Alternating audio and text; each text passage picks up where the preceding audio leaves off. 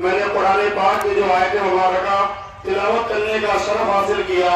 رب قدیر ارشاد فرماتا ہے قد افلح من تزکا وذکر اسم ربہ فصلی۔ اسی آیت پر تھوڑی دیر گفتگو کروں گا انشاءاللہ، اس امید پر کہ آپ سب لوگ توجہ سے سنیں گے، عمل کرنے کی نیت سے سنیں گے انشاءاللہ۔ بہت سنتے ہیں، سنتے بھی رہتے ہیں، سنتے بھی رہیں گے انشاءاللہ۔ اگر آپ عمل کرنے کی نیت نہیں کرتے ہیں تو پھر بیکار ہے یوں ہی سننا، گویا کہ وقت کو ضائع کرنا ہے۔ عمل کرنے کی نیت کریں کہ علماء جو بھی وعظ و نصیحت کرتے ہیں ہم اس پر انشاءاللہ عمل کریں گے، نہیں تو کم سے کم یوں دل سے کہہ لیجئے کہ کوشش تو ضرور کریں گے انشاءاللہ، ہے نا؟ کوشش تو ضرور کریں گے انشاءاللہ۔ افلح من تزکا، تحقیق کہ وہ کامیاب ہو گیا۔ قد افلح، قد کے معنی ہوتے ہیں تحقیق اور افلح کے معنی کامیاب ہونا۔ اللہ فرماتا ہے تحقیق کہ وہ کامیاب ہو گیا، من تزکا، جس نے اپنے آپ کو ستھرا کیا۔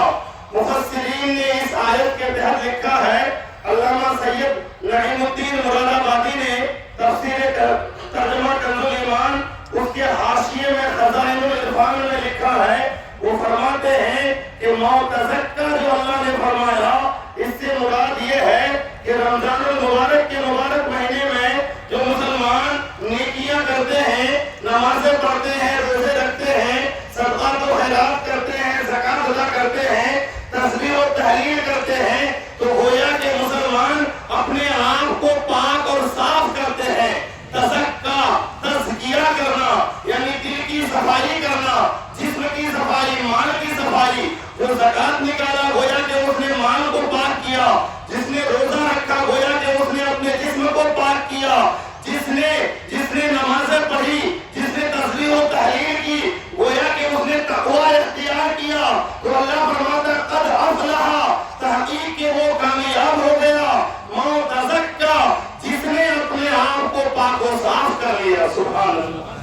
پیارے اسلامی بھائی، اس آیت مبارکہ کا مفہوم ان لوگوں کے لیے ہے جس نے رمضان المبارک کو ضائع نہیں کیا، جس نے رمضان المبارک میں نمازیں پڑھی، روزے رکھے، صدقات و خیرات کیے، زکوٰۃ ادا کیے، ان لوگوں کے لیے ہے۔ اور جس نے رمضان المبارک کو بھی یوں ہی ضائع کر دیا، نہ تو نمازیں پڑھی، نہ تو روزے رکھے، نہ تو صدقات و خیرات کیا، نہ ہی تسبیح و تحلیل میں وقت گزارا، سوتے رہے اور وقت یوں ہی ضائع کرتے رہے۔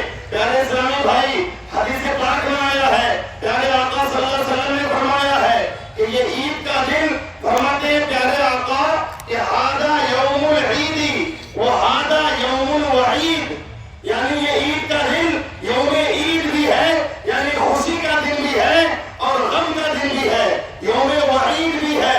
ان لوگوں کے لیے خوشی جنہوں نے رمضان میں روزے رکھے، نیکیاں کی، ان لوگوں کے لیے خوشی کا دن ہے۔ لیکن جن لوگوں نے روزے نہیں رکھے، نمازیں نہ پڑھی، صدقات و خیرات نہ کیے، نیکیاں نہ کی، ان کے لیے یہ دن خوشی کا دن نہیں ہے، یہ وعید کا دن ہے۔ ان کے لیے وعیدیں ہیں، ان کے لیے لعنت و ملامت ہے۔ پیارے اسلامی بھائی، خوشی تو صرف ان لوگوں کے لیے جنہوں نے روزے رکھے ہیں۔ پیارے اسلامی بھائی، اور ہماری اور آپ کی کیا، ہمارے اور آپ کی کیا، حضرت عمر فاروق رضی اللہ تعالیٰ عنہ، آج ہم مسلمانوں کا تو احساس ہی مر چکا ہے، آج ہماری زمین مر چکی ہے۔ بظاہر ہم مسلمان تو نظر آتے ہیں، کرتا ٹوپی پہنے ہوئے نظر تو آتے ہیں، لیکن اسلام کی دور دور تک مجھ میں کوئی بو آج تک نظر نہیں آتی۔ سیدنا عمر فاروق رضی اللہ ہے، آپ فرماتے ہیں، صحابہ نے لکھا ہے کہ جب عید کا دن آتا تھا، لیلۃ الحوائج، عید کی رات جب آتی تو حضرت عمر فاروق رضی اللہ تعالیٰ عنہ ایک کمرے میں بند ہو جاتے اور پوری رات زاروں قطار روتے تھے، گر گراتے تھے۔ صحابہ پوچھتے کہ اے امیر المومنین، آپ تو وقت کے بادشاہ ہیں، آخر وجہ کیا ہے، کیوں رو رہے ہیں؟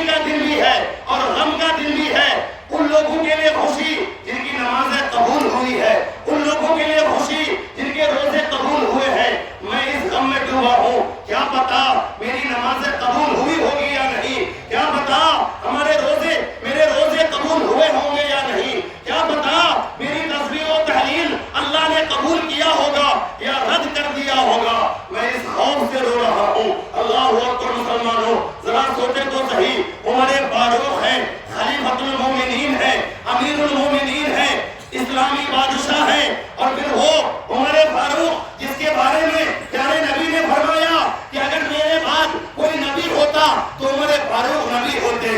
اللہ اکبر، وہ عمر فاروق رو رہے ہیں اس خوف سے کہ کیا پتا میرے روزے میری نمازیں قبول ہوئی ہوں گی بھی یا نہیں ہوں گی۔ مگر افسوس کہ آج ہم مسلمانوں کو اس کا کوئی احساس تک نہیں ہے۔ ہم تو آ گئے ہیں عید کے لیے، ہم خوشیاں منا رہے ہیں، خوشیاں منائیے، ضرور منائیے، خوشیاں منانا مستحب ہے۔ اللہ نے قرآن میں فرمایا ہے قُلْ بِفَضْلِ اللَّهِ وَبِرَحْمَتِهِ فَبِذَلِكَ فَلْيَفْرَحُوا۔ اس کا ترجمہ یہ ہے کہ اے محبوب صلی اللہ علیہ وسلم آپ فرما دیجئے کہ جب کوئی اللہ کا فضل ملے، اللہ کی رحمت تم پر ہو تو تم خوشیاں مناؤ۔ خوشیاں منانے کا حکم اللہ نے دیا ہے، خوشیاں منائیے، مگر اس سے پہلے ہمیں رونا چاہیے، ہمیں گڑگڑانا چاہیے، اپنے رب کی بارگاہ میں سجدہ ریز ہو کر رونا اور گڑگڑانا چاہیے کہ مولا میری نمازوں کو قبول فرما، مولا میرے روزوں کو قبول فرما، مولا میرے صدقات و خیرات کو قبول فرما۔ مگر افسوس کہ کسی کو اس بات کا کوئی احساس بھی نہیں، اور پھر بہت زیادہ افسوس تو یہاں کہ عید کا دن ہمارے لیے خوشی کا دن ہے۔ آج اللہ کی رحمتیں برس رہی ہے، رحمت و نور کی بارشوں کا نزول ہو رہا ہے۔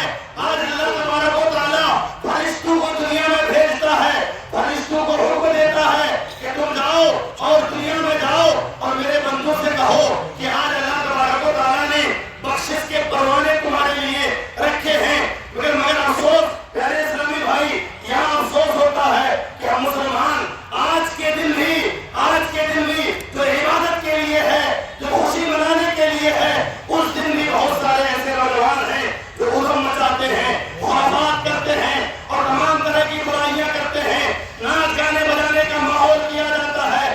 مسلمانوں، یہ خوشی نہیں ہے، اسے خوشی نہیں کہا جاتا۔ ہمارے بزرگوں نے کہا کہ جب بھی خوشی کا ماحول ہو، جب بھی تم پر اللہ کا فضل ہو، تو خوشی منانے کا طریقہ یہ ہے کہ اور زیادہ عبادت کرو۔ خوشی منانے کا طریقہ یہ ہے کہ اور زیادہ نوافل پڑھو۔ خوشی منانے کا ہمارے بزرگوں نے طریقہ بتایا ہے کہ اور زیادہ صدقات و خیرات کرو، مگر افسوس کہ ہم نہیں کرتے۔